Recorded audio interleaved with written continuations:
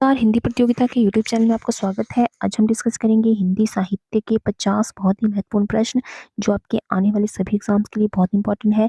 तो वीडियो को ध्यान से देखें और एंड तक बने रहें। पहला प्रश्न है, एकदा नैमिषारण्य के लेखक हैं। तो एकदा नैमिषारण्य के जो लेखक हैं वो है अमृतलाल नागर। ऑप्शन नंबर 20 का सही आंसर है अमृतलाल नागर। अगला प्रश्न है, जहांगीर जस चंद्रिका किसकी रचना है। तो जहांगीर जस चंद्रिका जो है वो केशव दास की रचना है। ऑप्शन नंबर सी इसका सही आंसर है। अगला प्रश्न है, सुदामा चरित के लेखक हैं। तो सुदामा चरित के जो लेखक हैं वो है नरोत्तम दास। ऑप्शन नंबर सी इसका सही आंसर है नरोत्तम दास। अगला प्रश्न है, सूची 1 को सूची 2 से सुमेलित कीजिए तथा सूची के नीचे दिए गए कोटों का प्रयोग करते हुए सही उत्तर चुनिए। तो यहाँ कुछ पुस्तक दी गई है, कुछ रचनाएं दी गई हैं और नीचे उनके लेखक दिए गए हैं। तो इनको आपस में सुमेलित करना है। तो सबसे पहले है और नीचे कोट दिया गया है, इनको सही मिलान करके जो है इस कोट पे सही आंसर करना है। तो सबसे पहले जो लेखक है कुकुरमुत्ता, जो कुकुरमुत्ता के जो लेखक हैं वो है निराला, निराला जी की रचना है।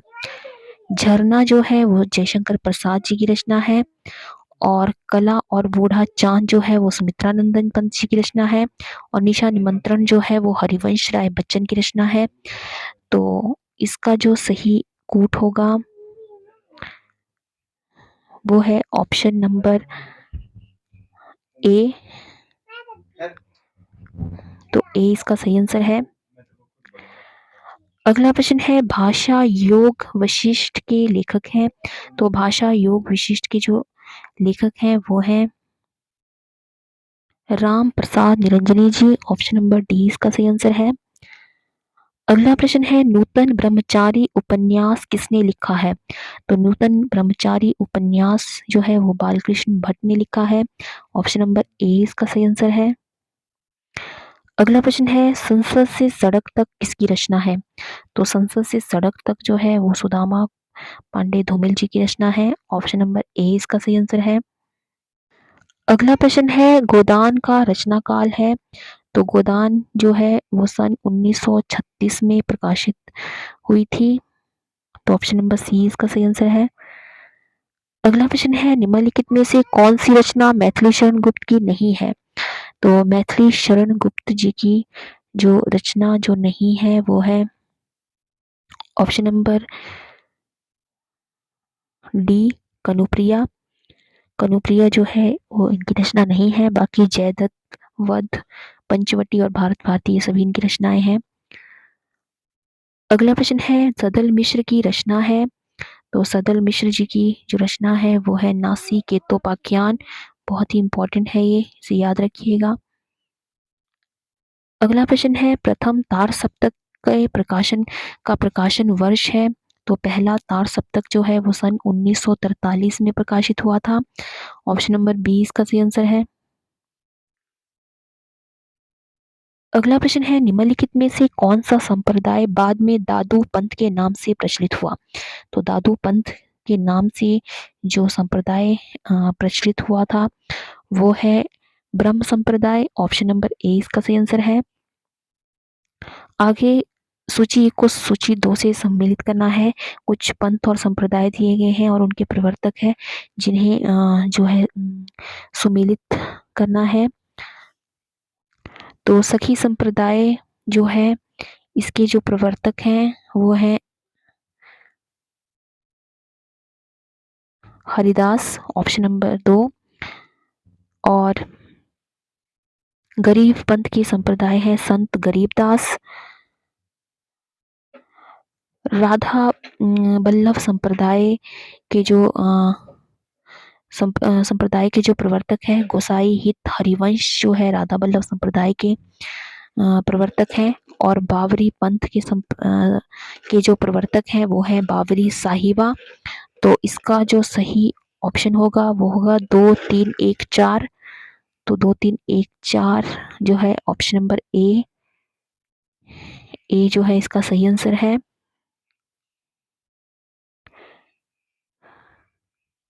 अगला प्रश्न है तदीय समाज के संस्थापक हैं।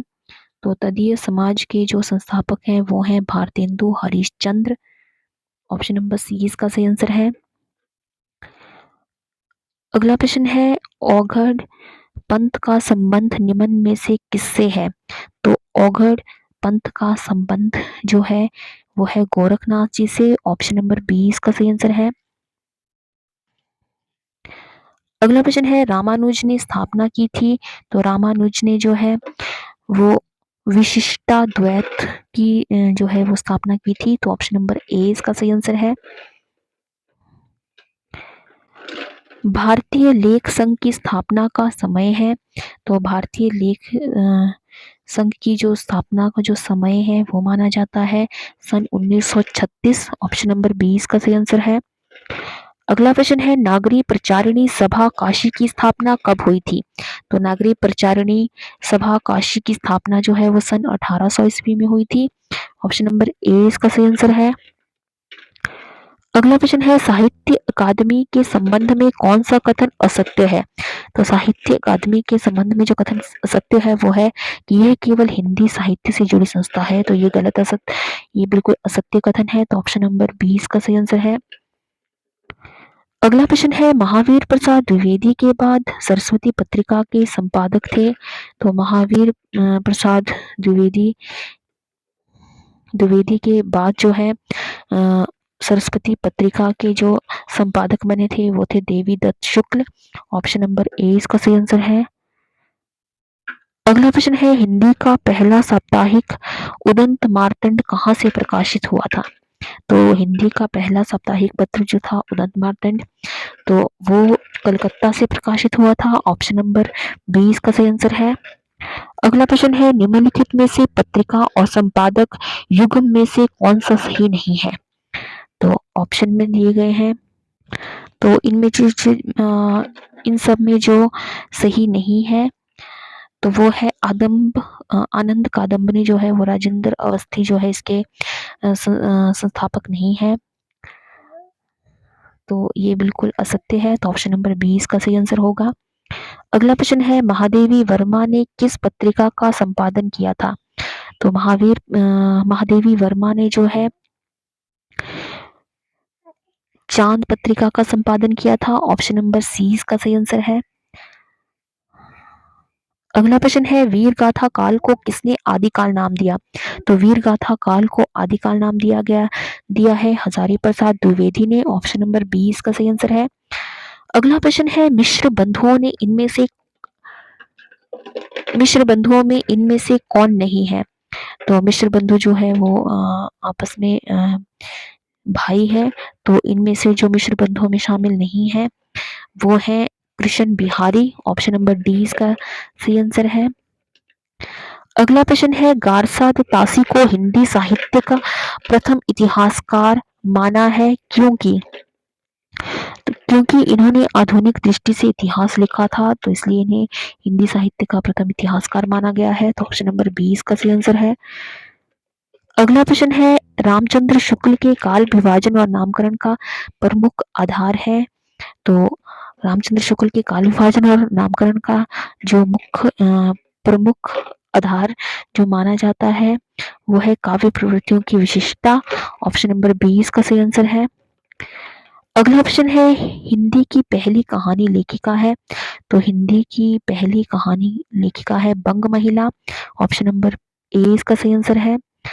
अगला प्रश्न है इनमें से किस साहित्य को रामचंद्र शुक्ल ने शुद्ध साहित्य की कोटि में नहीं स्वीकार किया है। तो शुद्ध साहित्य की कोटि में जो है रामचंद्र शुक्ल ने सिद्धनाथ साहित्य को स्वीकार नहीं किया है। तो ऑप्शन नंबर ए इसका सही आंसर है। अगला प्रश्न है कबीर की रचनाओं का संग्रह है। तो कबीर की रचनाओं का संग्रह कहा जाता है बीजक। ऑप्शन नंबर डी इसका सही आंसर है। प्रिय प्रवास किस युग की रचना है। तो प्रिय प्रवास जो है वो द्विवेदी युग की रचना है। ऑप्शन नंबर 20 का सही आंसर है। अगला प्रश्न है प्रयोगवाद के प्रवर्तक हैं, तो प्रयोगवाद के जो प्रवर्तक है वो है अज्ञेय। ऑप्शन नंबर सी इसका सही आंसर है।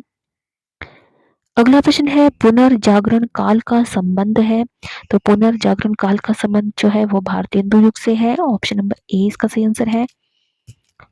अगला प्रश्न है संविधान के अनुच्छेद में हिंदी को संघ की राजभाषा कहा गया है। पंक्ति में रिक्त स्थान की सही संख्या है, तो संविधान के अनुच्छेद 343 में जो है हिंदी को संघ की राजभाषा कहा गया है, तो ऑप्शन नंबर ए इसका सही आंसर है। अगला प्रश्न है संविधान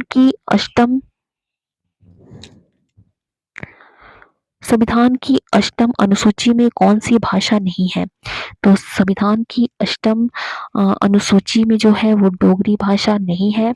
ऑप्शन नंबर डी इसका सही आंसर है। आगे दिया गया है सूची ए को सूची 2 से सम्मिलित कीजिए। यहाँ कुछ बोलियां दी गई हैं और उनके क्षेत्र दिए गए हैं जिन्हें आपको सम्मिलित करना है। तो सबसे पहले है अवधी भाषा, तो अवधी भाषा जो है वो बोली जाती है लखनऊ में। ब्रिज भाषा मथुरा में बोली जाती है। खड़ी बोली दिल्ली में बोली जाती है और भोजपुरी जो है वो वाराणसी में बोली जाती है। तो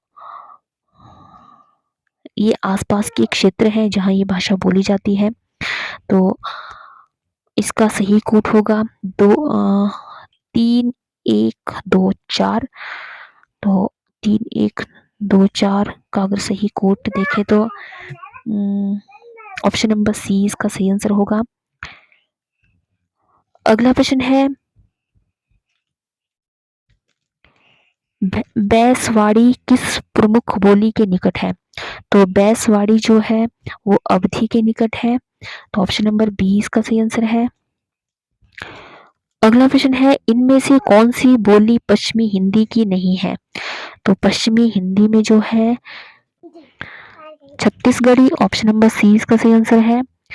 अगला प्रश्न है डॉक्टर शब्द में की अ ध्वनि किस भाषा से संबद्ध है, तो डॉक्टर शब्द की अ ध्वनि जो है वो है अंग्रेजी भाषा का शब्द। ऑप्शन नंबर डी इसका सही आंसर है। अगला प्रश्न है खड़ी बोली का नाम इसलिए पड़ा क्योंकि इसका ध्वनि विन्यास कर्कश है। ऑप्शन नंबर सी इसका सही आंसर है। पंच द्रविड़ भाषाओं में कौन सी भाषा नहीं है, तो पंच द्रविड़ भाषाओं में जो है वो कोंकणी भाषा नहीं है। ऑप्शन नंबर डी इसका सही आंसर है। अगला प्रश्न है हिंदी किस एक रूप भाषा का नाम ना होकर एक भाषा परंपरा का नाम है, यह कथन किसका है, तो यह कथन हजारी प्रसाद द्विवेदी जी का है। ऑप्शन नंबर सी इसका सही आंसर है। अगला प्रश्न है हालाबाद के प्रवर्तक हैं, तो हालाबाद के प्रवर्तक हैं Harivansh Rai Bachchan ji. Option number C इसका सही आंसर है। कलम का सिपाही है, तो कलम का जो सिपाही है ये एक जीवनी है। ऑप्शन नंबर बी इसका सही आंसर है। अगला प्रश्न है निम्नलिखित में से कौन सी रचना रेखा चित्र विधा की है, तो इनमें से जो रचना रेखा चित्र विधा की है वो है माटी की मूर्ति भूले हुए चेहरे।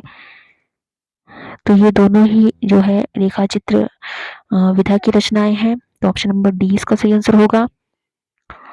अगला प्रश्न है अपनी खबर किस विधा की रचना है, तो अपनी खबर जो है एक आत्मकथा है। ऑप्शन नंबर सी इसका सही आंसर है। अगला प्रश्न है दुख ही जीवन की कथा रही क्या कहूँ आज जो नहीं कही, किस कवि की पंक्ति है, ये काफी बार मैं रिपीट कर चुकी हूँ इस प्रश्न को। तो ये जो है निराला जी की पंक्ति है। ऑप्शन नंबर बी इसका सही आंसर है। पानी गए न उबरे मुक्ता चूर्ण पंक्ति में रिक्त स्थान की पूर्ति कीजिए, तो इसमें रिक्त स्थान में आएगा मानुष। ऑप्शन नंबर सी इसका सही आंसर है।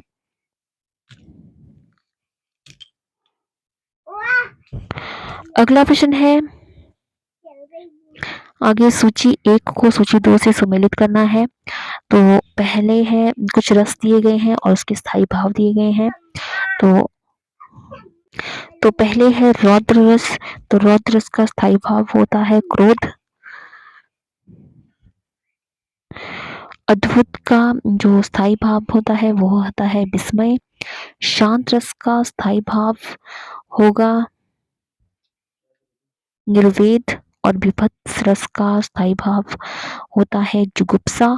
तो इसका जो सही कूट होगा वो होगा 4 1 2 3।